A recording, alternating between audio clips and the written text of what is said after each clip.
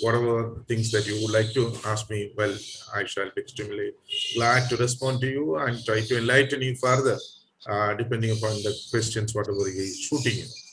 Now, let me just go into this particular field called psychotherapy. Let's first look into how this concept psychotherapy has been looked at and defined. If you ask me the most comprehensive definition of psychotherapy, I would say the first and most comprehensive definition till date, I would say, has been given by none other than the person Olberg. And when Olberg defines psychotherapy, he talks about it's a form of psychological treatment. First of all, so we should understand that psychotherapy, it's a form of treatment which is psychological nature for problems of emotional nature. So when someone has got a problem which is emotional nature, the psychological form of treatment is psychotherapy. And wherein a trained person, what exactly is a trained person? The definition doesn't specify it is a clinical psychologist or counseling psychiatrist. That is another bit fuzzy area, but it says it's a trained person deliberately establishes. There is a deliberate establishes a professional relationship. So that word is very important. It's a professional relationship. It should not go into the personal relationship. When you got a client or when you got a patient with whom you are interacting as part of your therapeutic intervention, maybe he is otherwise your relative or friend. But the moment when you're interacting as a therapist, your relationship has to be necessarily professional. It should not be personal. Professional relationship with the aim of ameliorating existing pain or symptoms or promoting positive personality growth. So psychotherapy doesn't mean it's just to kind of reduce or manage the symptoms or pathology, whatever the person may have, but it also entails kind of an element which talks about positive psychology or personality development of the person. So psychotherapy does not mean it has got only negative connotations. It's not only directed to, I would say, for the reduction of symptoms or for the support of people who are having sufferings in terms of mental health, but it can be used for the promotion of personality as well. So this is the most comprehensive sort of definition given by Holberg. Till date, it is well accepted. That's the right side of the whole story. Now, a broad way of looking at how can you define psychotherapy, there are different ways in which psychotherapy can be defined. Say, for example, one of the classical ways by which Olberg himself defined psychotherapy was slightly supportive psychotherapy is one group of things, re-educative psychotherapy is another set of things, and reconstructive psychotherapy is yet another set of therapy. So I'm not going to detail all these classifications and differences, what are being included now. Maybe later ask questions. If you have good questions to take up, I shall be extremely happy to come up later on. So this is a broad way of looking at psychotherapy from the perspective as has been proposed by Olberg, which is he's supposed to be kind of the Olberg's techniques. Excuse me, sir. Hello, I request all of you to mute. Can't see your screen. Please mute. Please mute. There is no presentation, Mr. Sunny. Sir is just delivering interactive session. You can interact. There is no presentation as such. No PPTs. This is just an orientation. I just made it. I have already explained. It is no PPT. It's just an orientation. So there's no PPT presentation. Please take care. I mean, please take note of it. Now, I just mentioned about the broad way of classifying one thing according to Olberg. Second way of classification would be the way in which psychotherapy has evolved. It has been classically evolved from psychoanalysis. Then we have gone into behavioristic. Then we had the client-centered. Then we had existential phenomenological approaches. And now, of course, we have slight different approaches as well, more specific approaches, which will be seen. So, so this is another way in which you can look at it. This is a different way of classifying psychotherapy. Third way would be like therapies, which will be primarily focusing on cognitive elements. Therapies will be primarily focusing on emotional aspect. Therapies which will be primarily focusing on behavioral aspect. And there can be kind of a eclectic therapy. And that eclectic therapy can also give rise to something called creative synthesis. So So these are the various ways in which you may able to you may able to look at the various classification of psychotherapies in general.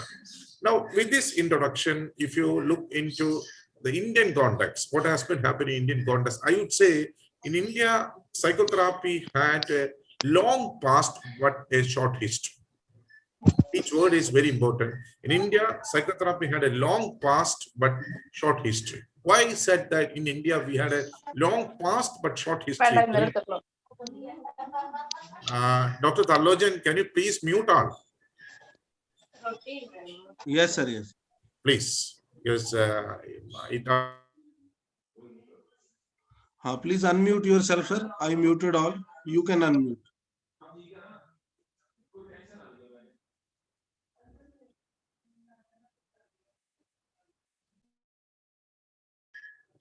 Yeah, now it's fine. Yeah. Now, because we will all have time for interaction, so then you'll be unmuted. Now, please listen. Otherwise, it interrupts, and it affects the flow. Whatever I just want to put it across. Now, I was just mentioning about when you look at the Indian context, I must say, in India, we had a long past but short history in psychotherapy. The reason is that in the ancient times, it was looked at as if the psychotherapy is one of the esteemed responsibilities or duties of elders in our community. Like, we have never been talking about any particular professionals as psychotherapists, but the senior citizens or elders were expected to perform the duty of psychotherapy. Maybe guidance or advice, whatever you want to be, maybe you would like to call. It's not in the name, not in the name of psychotherapy, but in effect, it worked as psychotherapy. That was the first thing. Now, if you look at the epics, you see the first psychotherapeutic intervention has happened in Bhagavad Gita. Like when Arjun was totally, I would say, kind of stuporous, not knowing what to do next, because he's his own people that against whom he has to battle. So he was totally stuporous and he doesn't know how to move on. Then Lord Krishna, whatever he talks to him, the discourse says with the Bhagavad Gita, which is very cardinal as Mahabharata, as you all know, that's supposed to be perhaps the first classical psychotherapy has ever happened in Indian context. Now, from there, if you look at that, those are all the informal ways of psychotherapy, whatsoever has happened in India. But if you look into the more formal aspect of psychotherapy, I would say, like some of the universities, for example, Mysore universities during the time of 40s and 50s, then Calcutta universities again, and Allahabad universities. So these are some of the universities during the early 40s, 50s, 60s. They have started psychotherapy training as part of psychology, but not as an independent department of clinical psychology, but just as part of an extension service of psychology departments there. But they became very active in those days. And later on, this moment has been taken over by NCRT. You might, of course, you all must be knowing NCRT.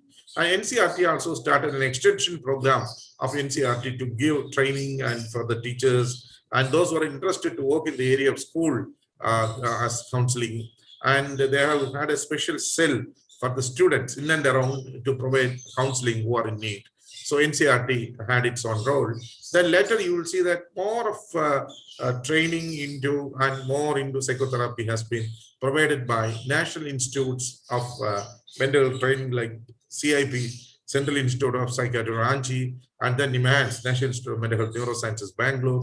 As part of the training, the trainees, they have been establishing departments of clinical psychology and related departments, and they have been imparting training in psychotherapy in India. So that also has been a major role. Now, if you look at major events which has really made responsible for the widespread impact of psychotherapy in India, I would say one of the major events that has recently been, as I would say, is a major what should I say, milestone in spreading the psychotherapy counseling in India has been HIV/AIDS prevention activities, because we know that now we have antiretroviral therapies, and we can definitely enhance the longevity of people affected with HIV.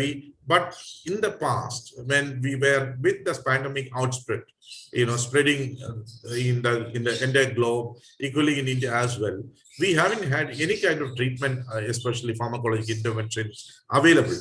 Then, but at the same time, testing was become mandatory. So therein, psychologists have been called, because I still remember that I was then working with the NACO, National AIDS Control Organization, as a consultant, and was trying to develop modules to give training for doctors, psychologists, social workers, so on and so forth throughout in India. So what we have been doing is that, primarily psychologists have been asked to give psychotherapy in two different ways. Number one, pre-intervention, that is pre-testing and post-testing psychotherapy counseling, and impact reduction psychotherapy counseling.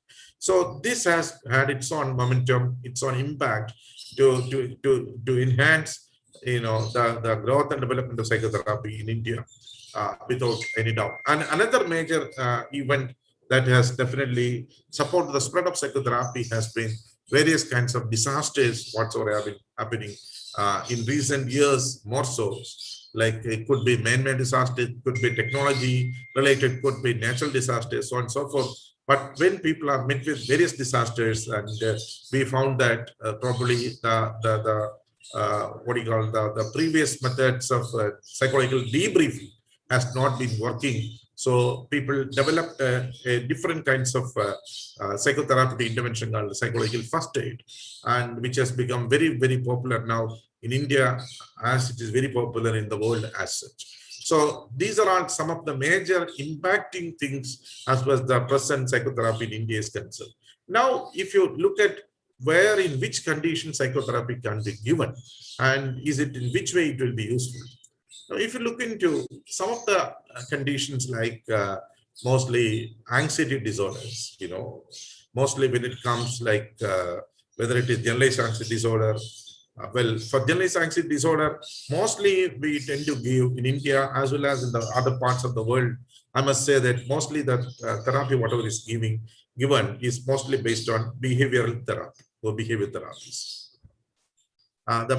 The most important, the most effective, simple technique what you can give is various kinds of relaxation, which may range from your Jacobson's progressive relaxation. From there, you can go even to your diaphragmatic breathing or deep abdominal breathing exercises. So, a lot of such a huge gamut of relaxation techniques. If it is given, it has been found as most effective in addressing the issue of generalized anxiety disorder. Especially, it works excellently well, and often it has been quoted as relaxation technique is the antidote for anxiety disorders. So there we look mostly behavior therapy still as having its own importance without any doubt. Now, from generalized anxiety, if you go into phobia, again you will see that most of the phobic disorders, whether it is agoraphobia, simple specific phobias or social phobia, mostly the kind of therapeutic intervention psychotherapy what we give is mostly again behavioristic in nature. You may go for systematic desensitization, you may go for flooding, you may go for implosion, you may go for graded exposure. So whatever you may give, depending upon the client's characteristics and whether it is situation specific, whether the stimulus is external, internal, based on the subject unit of distress, whatever you frame depending based on mostly on behavioristic paradigm without any doubt. Now, from phobic, again, when you move into obsessive compulsive disorder, well, we all know that now we have started with various kinds of specific simple behavior therapy technique for OCD, which would include various kinds of things like, thought stopping techniques, like we practice stop it kind of things, wherein we were started with, but now mostly we follow there is something called UCLAS model of behavioral therapy intervention for UCLA means, that basically it's from universities of your California. UCLA therapy wonderfully works with OCD, obsessive compulsive disorder, it's very evidence-based and it's well accepted. Like there are 4R method: relabel, refocus, reattribute, sort of stuff. So it has been documented as very effective to deal with OCD, obsessive compulsive disorder. So most of this anxiety-related disorders, you tend to give still you tend to give behavioral principle-based psychotherapies in India, and the same happens in the world as well, I must say. And you might get a huge number of cases where dissociative disorders or few conversion disorders, something which is affecting our consciousness is there. And you may get such clients mostly from the rural background of India, and mostly there is a gender bias more towards females than towards men. And the kind of treatment which still it is very, very effective, I would say, is hypnotherapy. Is still it is very effective without doubt. I'm not saying that hypnotherapy is a panacea. I don't agree with that. But hypnotherapy has got most specific value as far as this particular group of spectrum of minor emotional disorders are concerned, where your consciousness is altered, and which may be multiple personality disorder or dual personality disorder, fugue, somnambulism. In all these conditions, hypnotherapy works wonders without any doubt. So that's another psychotherapeutic intervention what you can do. I would say if you really study hypnosis, hypnosis also slightly more towards behavioristic than towards anything else. But after all these experiences of years of experiences, we started adding behavioral medicine with the biofeedbacks of different kinds like EMG, GSR, and all those kinds of funny things. Especially for tension, headache, anxiety, we have been trying to give biofeedback related therapies. That also, especially Dr. Mishra and Kumaraya, Professor Kumaraya had their own pioneering effort in establishing behavioral intervention in terms of biofeedback. That also worked, but I must say that mostly it works in certain specific conditions, and it again depends upon the clientele characteristics. For example, if somebody who believes in the God getting back, like mostly with the Western attitude, people tend to accept mostly, biofeedback. But in Indian clientele, especially, they are not with that sophistication, look for gadgets, especially for the solutions of all kinds of issues. I haven't found that biofeedback really works much, except certain conditions like maybe anxiety or maybe tension, headache. Other situations, biofeedback, I have not found as that effective as it had its start clients in the past. So that's about that behavioristic things. Now, after that behavioristic, major breakthrough in psychotherapy has been from the side of CBT. You all know that cognitive behavior therapy. And here again, I just want to mark that when you talk in terms of cognitive behavior therapy, it's not only that's Beckian cognitive therapy, there is Ellis as well.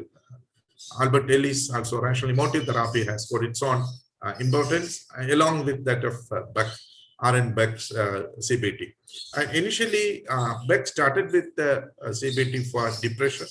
Well, it works wonderful with depression. You know that how do you look at all the thing like activating even beliefs and the consequences. And consequences could be of two. Number one, it could be emotional consequences, or it could be behavioral consequences. One of the emotional consequences of your core beliefs, what is called the NAT, negative automatic thoughts, that is always happening in your mind based on your past experiences, and hence your schema that you are harboring in your mind.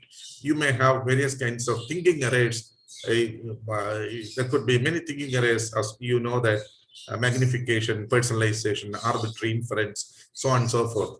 As a result of all that, when there is a critical incident, the person with the schema and such experiences may develop when it is getting coupled with into depression. So for depression, CBT has been found as very effective.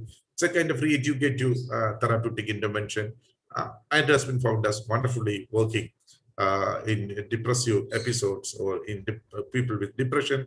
There have been lots of studies which very clearly says that sometimes I would say CBT has been documented as effective, sometimes better than antidepressant medication in some of the depressive disorders, especially minor depressive disorders, and that has been a record in the past.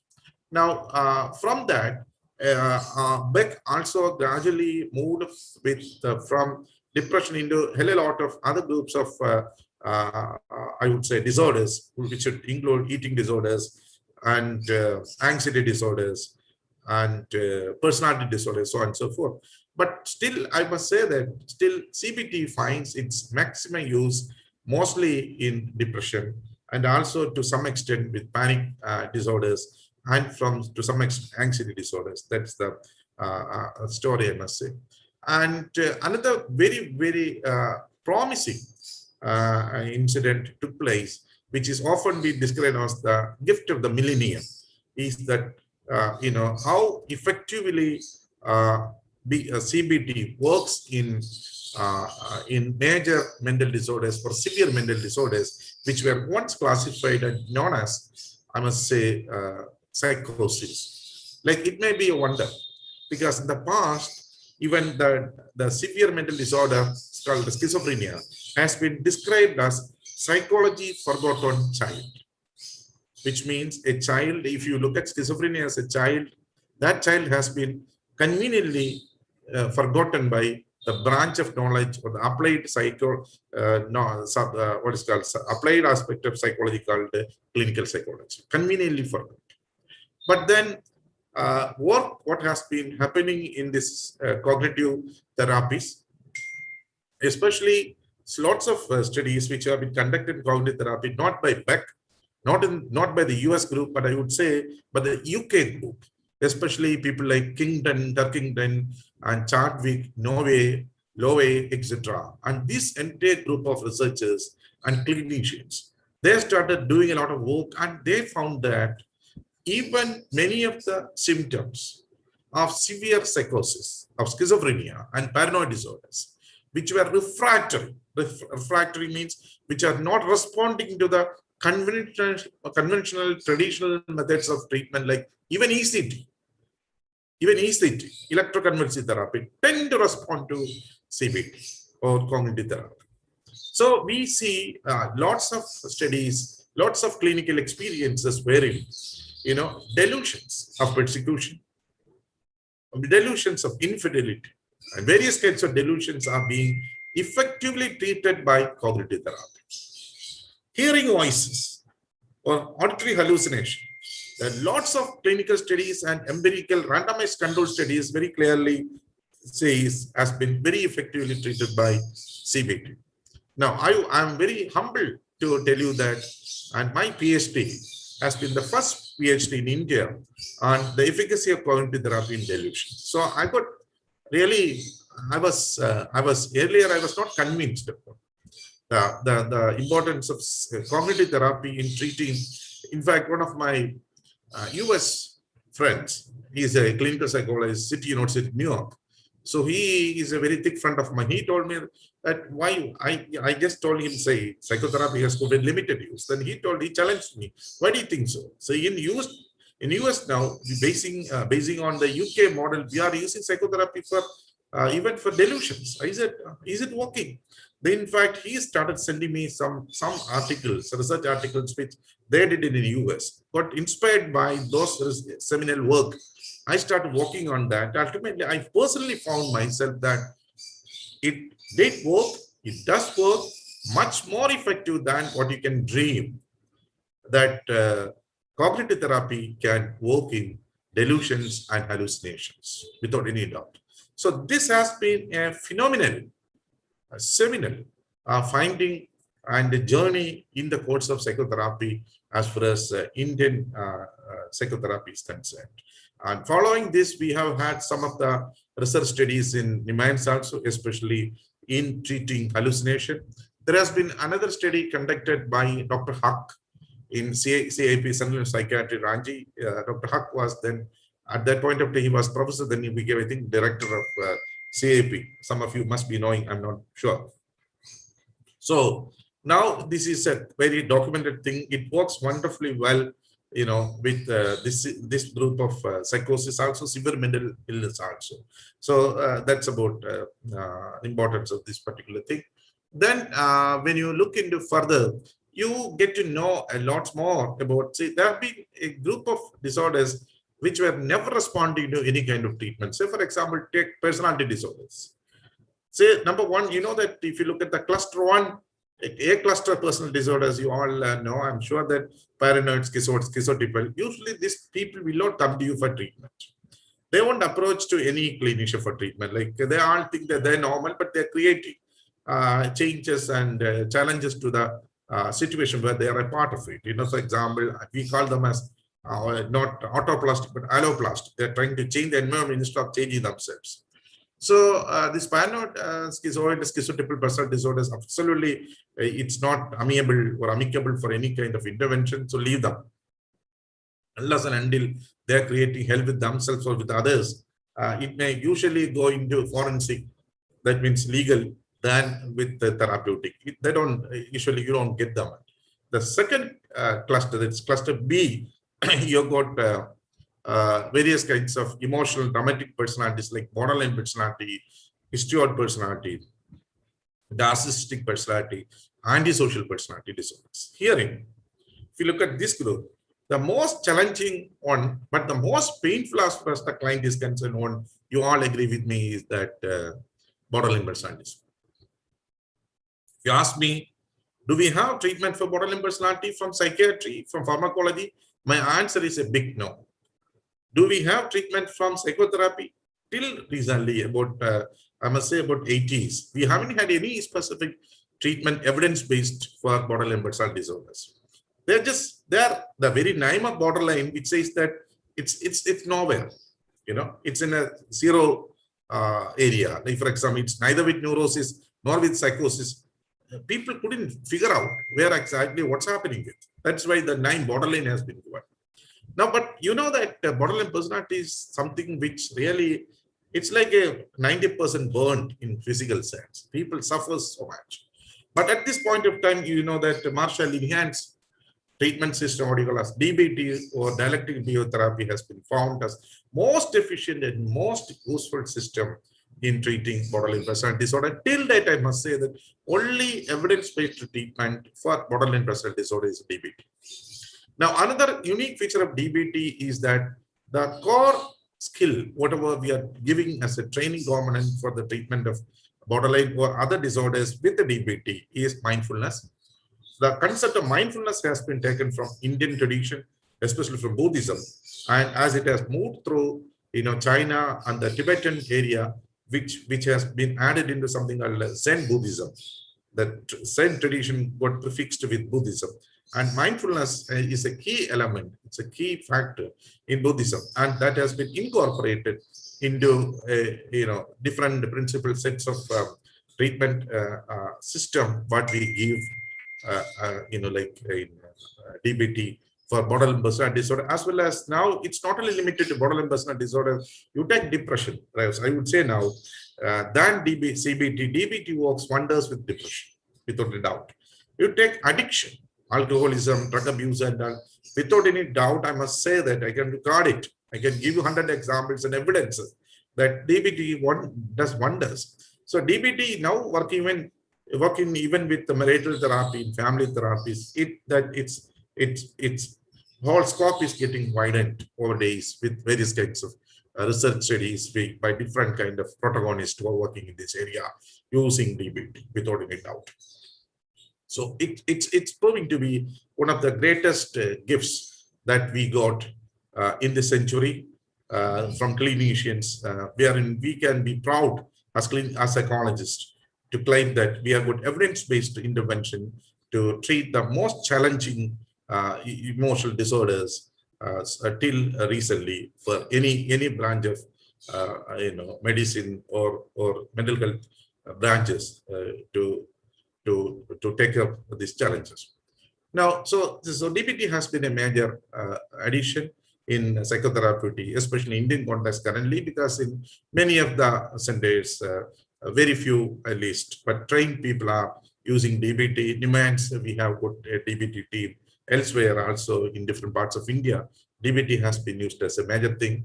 And along with DBT, another I would say trend, what you can observe is that from the generalistic perspective of psychotherapy, like Freudian psychoanalysis, when you look at it, we can zero down to specific forms of psychotherapies. Like psychotherapy is very, very specific. You can say if 1, 2, 3 or A, B, C, these are the therapeutic ingredients included in the package. It's a kind of very specific packaging. It is not vague as once we practice. Like if you look at psychoanalysis or psychoanalytically oriented psychotherapies, we always talk or we always listen. Well, of course, listening has got its own marvelous impact as far as the psychopathology of a person getting cured or support is concerned. I agree. But at the same time, we haven't had much to talk about. What exactly is happening in psychotherapies means we are listening. We may say that it's free association, what do you call us, transference analysis, dream analysis, all that. But then the fancy names, nothing much worked. But from there, if you look into DBT, you got very specific techniques like problem solving, chain analysis, and mindfulness, and then emotion regulation techniques. You've got distress tolerance training, interpersonal relationship training. You've got specific, techniques which you can separate, and anyone can learn, just like you are learning skills in your skill sets to get yourself skilled as a therapist to tackle these issues. Along with this one, the specificity approach is very evident.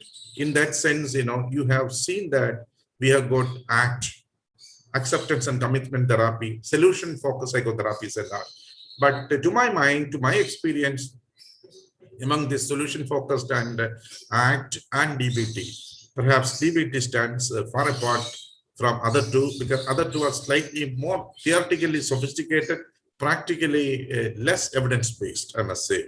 I'm not saying there is no evidence at all, but it has got some limited evidences. Now, another major therapeutic current importance, emerging importance, you can see, is something called narrative therapy. Narrative therapy is it's based on the philosophy called Post-Modernism.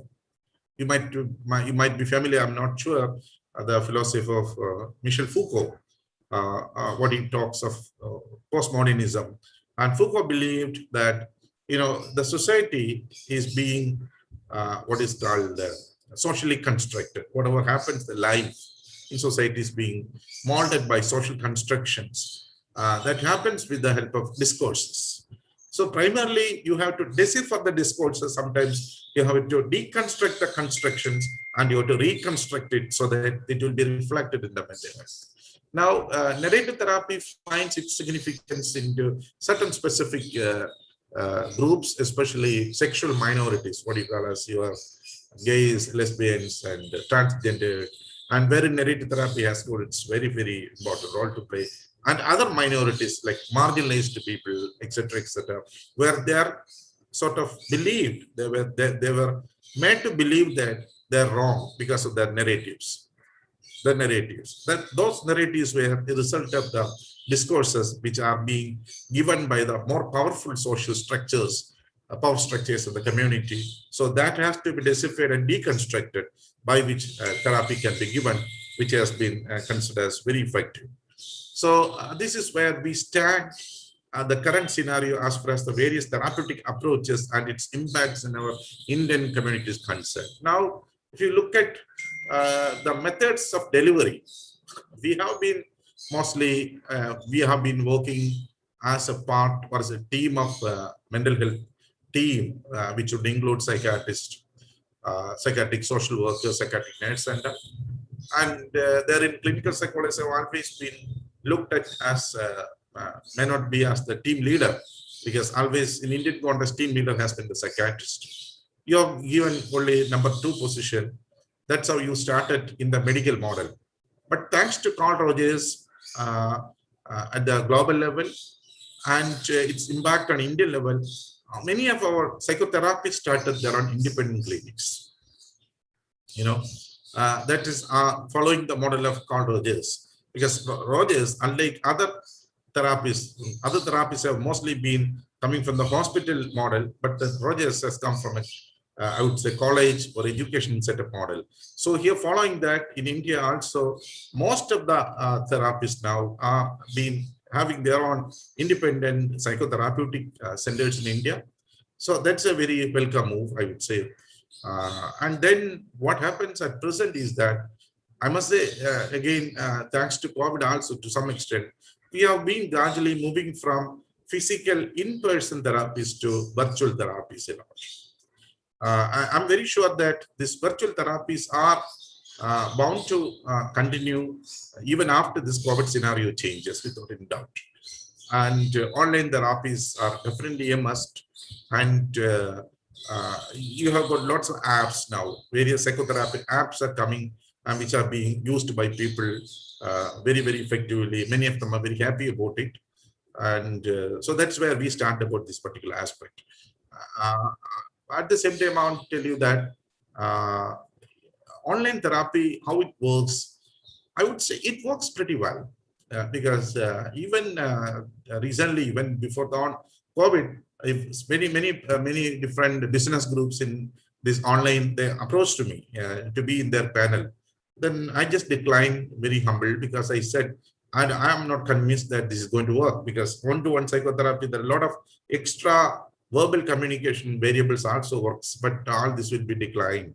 All not will be finding its place in online. But to my surprise, I found that it works wonderful. One example I just want to tell you before concluding is that about 6 months back, during in the middle of mid phase of the COVID, I had a request from UK, I'm sorry to say, one END doctor, Dr. Ben, just called me and requested that, see, one of his family friends, girl, that family was, who is 24, 25 years old, is having terrible trouble, emotional disorders. So he was requesting me, sir, please help. I said, how can I help? Because she is already there and I'm here. I can't see her. Then I just asked this gentleman, this doctor, to give me more details. Then he said, she has been having the disorder for about 5 years or so. She has been treated by psychiatrist. She has been put on anti-psychiatry, antipsychotic medication. She's getting clozapines and all those kinds of stuff. And then I asked them to send me, the reports. So they sent me all the, photocopy of the WhatsApp through WhatsApp. I looked at it, and they have been given, they had given a diagnosis that this particular girl is suffering from schizophrenia. When I looked at it, I found that for about, must say, about 3-4 years, she stopped attending the college. She is housebound, sitting inside a room. And recently, the whole family took this girl to my friend, ENT surgeon, because she was creating a particular noise, peculiar noise that was really troubling neighbors, and the whole family find it very ashamed. They cannot take this girl also along with them to visit some other families or for a social function. Now, I told probably it's not going to work at all. It's very terrible. I thought there is no scope for clinical psychologists, especially schizophrenia, already on antipsychotic clozapine for about more than 5 years, and that to digital, online, absolutely impossible. And they have been really requesting me, sir, sometimes God may work through you, maybe just a tool. Half-mindedly accepted, because so much of pressure, especially my ENT friend is a thick friend of mine. He said, okay, fine. I started maybe second session, after a total assessment of interaction with the family and with this girl, I understood that, in fact, the diagnosis was wrong. This diagnosis was given by UK psychiatrist, and they have been giving a diagnosis schizophrenia. I found that actually she's having borderline personality disorder. Believe me, recently, a couple of days back, also I had a follow-up session with this girl, and it took about 3 months, I must say, maximum. She totally changed. What are changes? She stopped creating that particular noise. Who was housebound for about, say, 5 years or so, discontinued college. She resumed her studies. She started moving out of the house. She started mixing with the family members. She started going for shopping. She started calling her friends, started getting socially connected. First time after about 5 months, she sat for the examination and passed out in first class. Now she is the final year. She is preparing her project under little bit stress because the projects works, all those kinds of things. We stopped all the medication for your information, which very clearly tells that even through online, suppose if you're properly trained and if you're properly attentive, much can be done with your online therapies if a proper diagnosis is established. So these are the present day scenarios of psychotherapy. So proper training, proper orientation, committed, connectivity with your client will definitely give you a wonderful result without any doubt. This is where we stand. And as far as our studies, surveys are concerned, like National Mental Health Survey conducted by NIMANS with other 12 pioneering institutes in India have very clearly found a huge kind of gap between the situation, the demand and the supply of whatsoever we could give. So if more people are getting properly trained into psychotherapy, I'm sure that we may be able to do a lot of good services for the community, and your role as a profession will be well validated and established in the community also. So I think now it is 11:50. So rest of about 10 minutes time, I'm just giving for you to ask me questions and interact. Then we'll conclude it. Maybe in future, we'll take a very specific technique as part of training. I don't know. It all depends on Dr. Talojan if he is planning to arrange it. With this, let me thank you all for your listening. And I'm sure that you will have a lot of questions and doubts to be asked. I shall be extremely happy to take it up and complete the whole thing by another 10 minutes. Thank you. Thank you, sir. Thank you. So, audience, please, now we have sufficient time for interaction, discussion. So please feel free to any question related to psychotherapy or its application in various areas. So you are all invited to ask any question. Hello. Yes, Bhavana, yes. Good morning, Dr. Girish. Thank you so much for such a wonderful interactive session for the day. Thank you. Sir, I have a question which is like, becoming a practical hurdle for many of the beginners. Like I've been into this practice from last 3 years, but vis-a-vis with the RCI approval and licensing, I don't know if this makes sense here today with the discussion, but it just popped into my head, like when you talked about the demand and supply. So this RCI thing just covers up the rehabilitation and 6 aspects of the DSM. So how would you suggest us? Should we go for that ICI approval, because the licensing is then also just restricted to certain parts of DSM, not the entire DSM. I understand. Now, let me just respond to your question in two ways. Yes. Two ways. Number one, I would say that RCA, it's the regulatory body as far as the lie of the land in India is concerned, whether it's not out. Yes. And at present, RCA give permission only to 2 groups of psychologists, that is clinical psychologists and rehabilitative psychologists. So to get registration from RCA, either you should belong to MPhil clinical psychology, you should have done from an RCA recognized institutes like NIMANS, BIMBAS or CIP, so on and so forth. Now we got 45 institutes in India around. Or you should be registered rehabilitative psychologist. And if you need to change it, well, you need to put lots of pressure, because there is no point in RCA talking about this kinds of restricted licensing.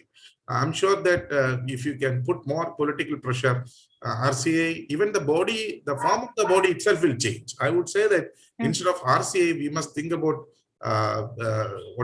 PCI, Psychological Council of India, like the APA, American Psychological Association. Like we must think of PCI, not RCA, because RCA, what happened is that poor clinical psychiatrists are being grouped with audiometricians or physiotherapists, so on and so forth. So I think that there is a need to have editing and rewriting about RCA, the whole issue.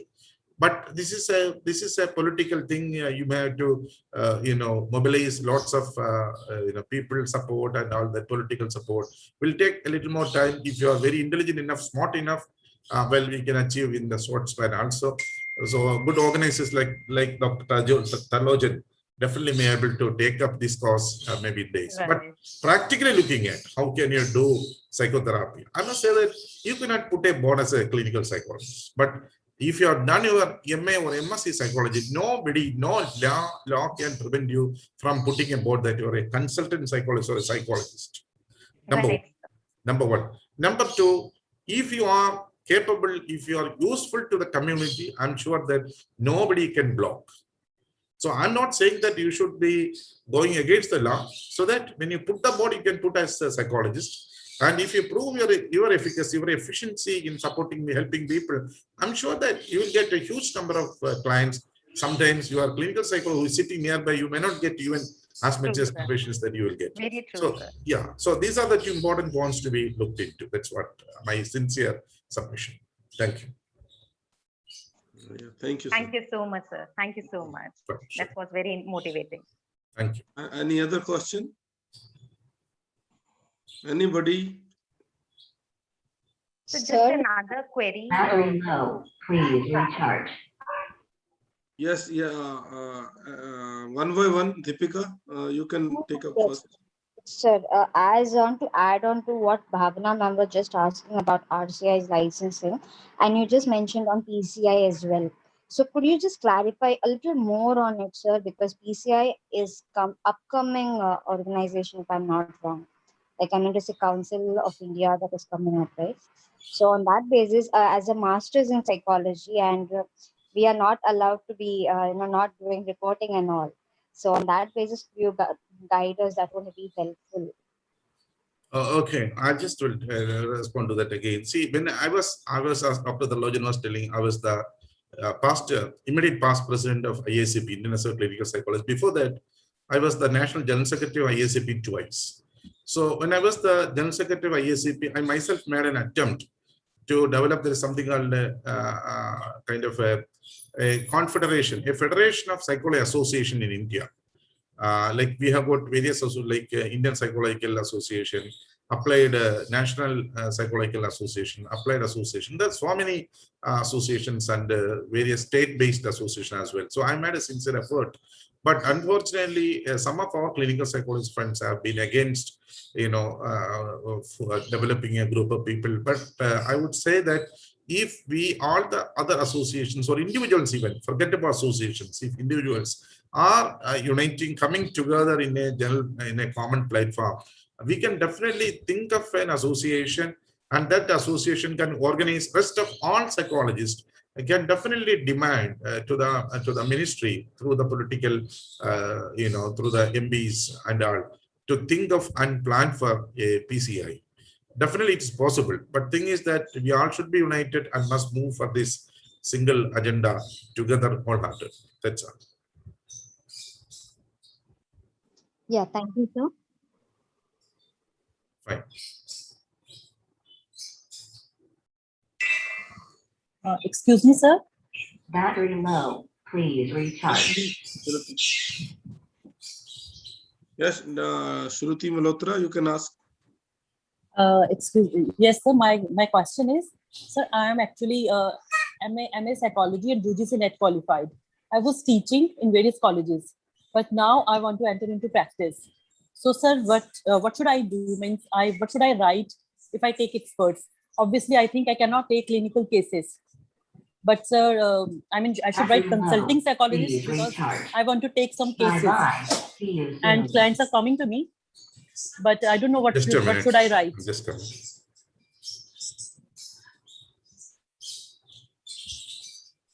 Just a minute. Just a minute, please. Okay, sir.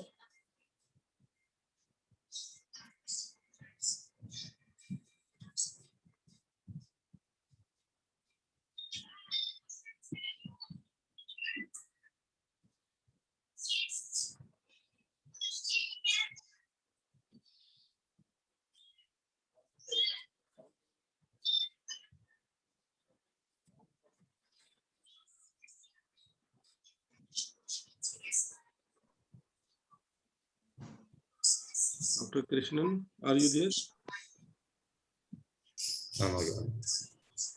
Hello. Yes, sir. Yes. Now, please continue. Continue, please. Your camera is switched off now.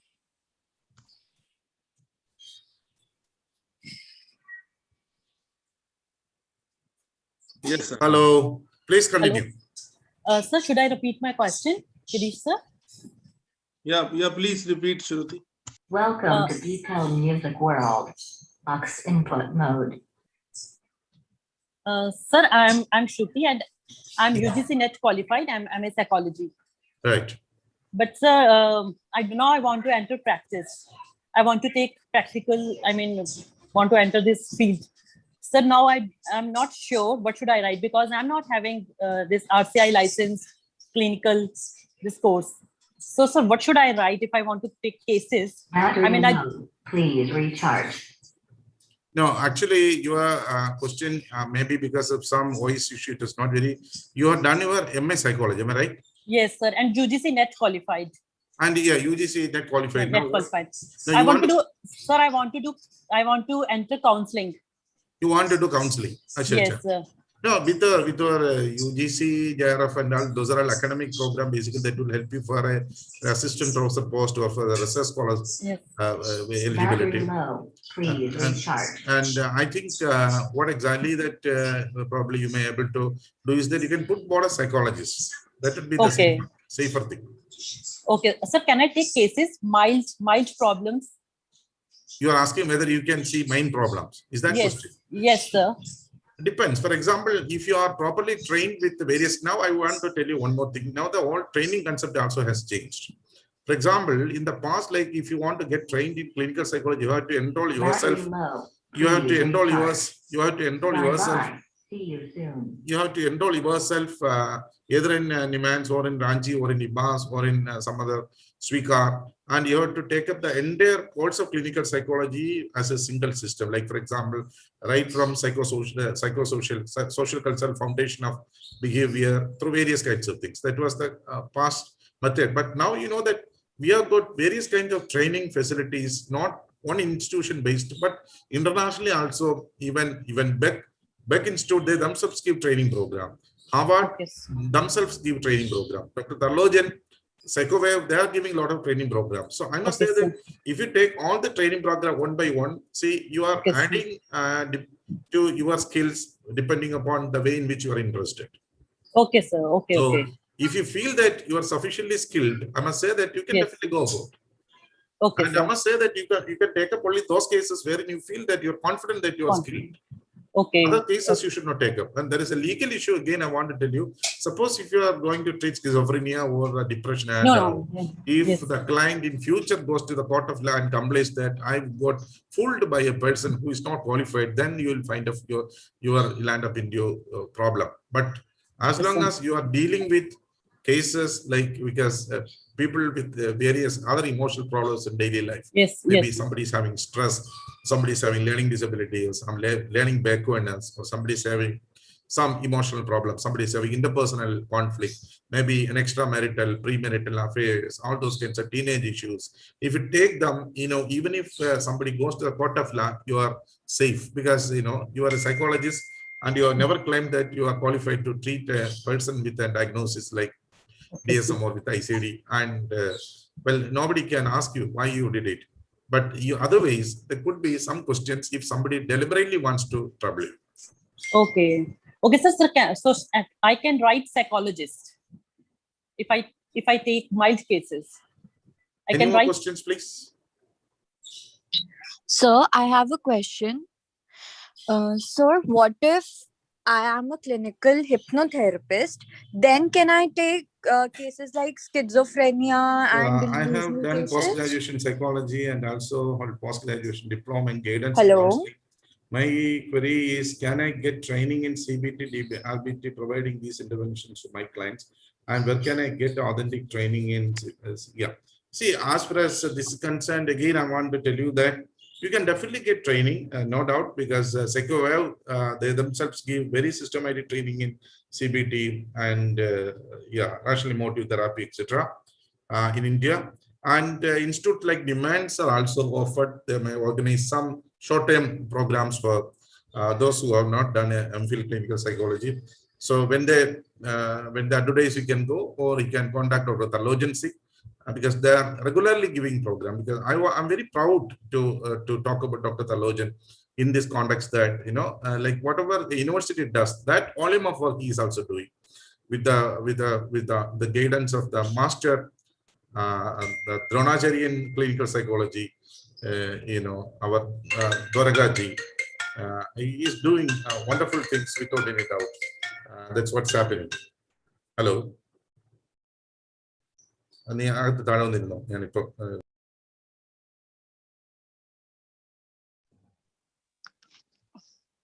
Sir, I had one more question. Can I ask it? Please unmute, sir. Unmute.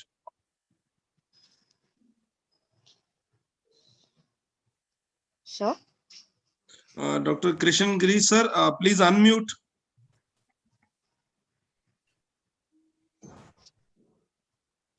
So any more questions? Yes, sir. There is two questions in the chat box. I would like to read it out. If you can answer. Suppose if you don't have questions, I think we can wind up, because sir, there are some questions in chat box. I have to go by 12. Can you hear me, sir? Leave. I mean, I was scheduling my sessions in such a way that I would give 1 hour for Dr. this Krishan, orientation. I'm very thankful to Dr. Talojan for organizing such a wonderful session, and also I must express my heartfelt thanks to all the participants who have could find time to attend the session, and some of them asked very, very practical questions. That's really good. So there was another question also, sir. Can I take cases like schizophrenia if I am a clinical psychologist? Clinical hypnotherapist? No, because hypnotherapy is never indicated in schizophrenia. I'm sorry to say. So kindly please don't misunderstand. I told you, like hypnotherapy is not a panacea. Hypnotherapy also has very specific indications. I'm not saying that hypnotherapy is outdated. It has specific indications. But hypnotherapy is not a panacea. So you cannot just think of hypnotherapy for each and everything. And schizophrenia is a condition where hypnotherapy has got no indication, rather it has got contraindication. So please don't think about that. And also, could you please discuss about different alternatives for becoming RCI registered? I told you though, so there are two options. The practical more in a long term, but something what one must do is, without any doubt, you must form a parallel association, and you should exhort government to form a different council, like Indian Council of Psychology or something like that, so that you can have different branches. Like you can have counseling psychology, you can have clinical psychology, you can have sports psychology, you can have organizational psychology, all different chapters in that branch, so that everybody can have their specified work, whatever they can do, and that's how it is. Now, Sir, I have a question regarding LD. Alternatives, then yeah, okay. I have a 3-month certificate from the NCRT. NCRT counseling rehabilitation. Is it RCA registered course? I don't think so, actually. Having MPhil in psychology.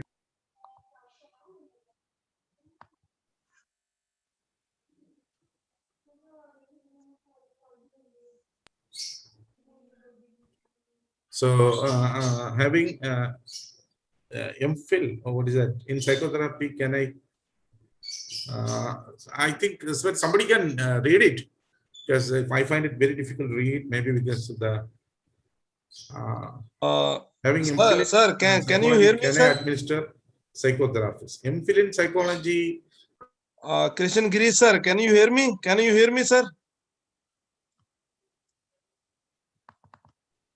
I think, hello, sir. Can you hear government may, or the monitoring board may ask you that you should be having what do you call as MPhil clinical psychology, but you can do therapy. But whenever you write, you can write as counseling legally. That's a practical solution. Sir, a master degree in psychology, is it making us eligible for LD test and intervention? In fact, it can be. It can be, because there is no very specific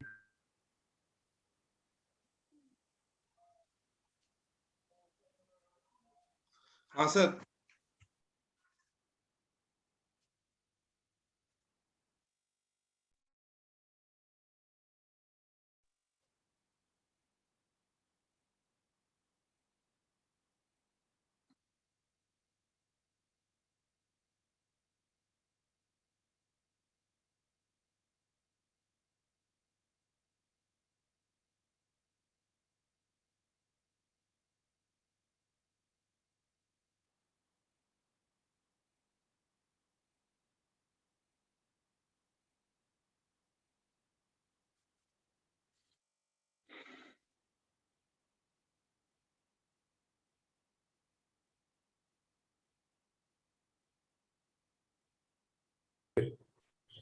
So, dear friends, I just want to tell you there's some problem with my audio system here. So, whatever question you have been asking, I could not listen. I'm deaf now. I'm sorry for that.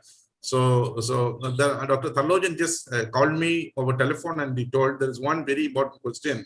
Like mostly this homework systems, what we give to clients to work at home, they are not probably won't do. So, what can be done? I agree with you. Like, you know, if you look at different places and different countries, the behaviors or the habits of people also differs. So you should not insist people to do homework in Indian context. So you can modify that. When they come to you, you may able to assist them to do the work in your presence. You can charge for that, but if you ask them to do homework and come prepared, like for example, if you ask them to find out what are the what are the A's, what are the B's, what are the C's, what are the consequences, what are the belief system, what are the antecedent factors, and then again, if you ask them, say like for example, to find out what are the usual thinking errors, and I'm sure that you are going to lose the client and somebody else will get the person. So you are going to be, bankrupt. So better to be very practical. I must suggest that the simple method would be, when they come in person with a session, you can ask them to sit with them and help them to do, guide them to do, and it could be done in your presence. That would be an easy way to do practically. So I think because of this audio issue, let me conclude it today. Maybe we will meet in another platform some other time in future. With us, let me thank Dr. Thallojan and the team, and also all the participants for the genuine interest and interaction. From my side, there was I would say, handicap because of the audio system. For that, I'm really sorry. So let us conclude now, and we will meet some other point of time. Thank you. Thanks a lot. Yeah, thank you, sir. Thank you, sir. Thank you all for joining. There are so many questions in the chat box also. Because of the audio problem, Girish sir could not listen the questions, but this is to inform you all that we are having regular free interaction with great psychologists of India, as well as from some of foreign also, including popular psychologists from USA. Interactions will be every week, so keep updated yourself. So you will be getting all the discussions in future also, and related to the practice issue, how you can become a registered clinical psychologist, a registered psychotherapist, and practice legally. We have an upcoming session on guidelines and the practice issues in legal way in India. We will be having a very good session in future on coming week about the practice issues and how you can become a registered practitioner after doing MPhil in clinical psychology or without RCI registration. What are the other ways to practice with mental health issues or without mental health issues and other emotional issues? Thank you all for joining. We will share all details in our WhatsApp group where you have already there. We will share all upcoming details there about other free sessions also. Thank you so much, Dr. Thallojan. Thank you. Thank you, sir. Thank you for the wonderful. Thank you, sir. Thank you, sir. Thank you, sir.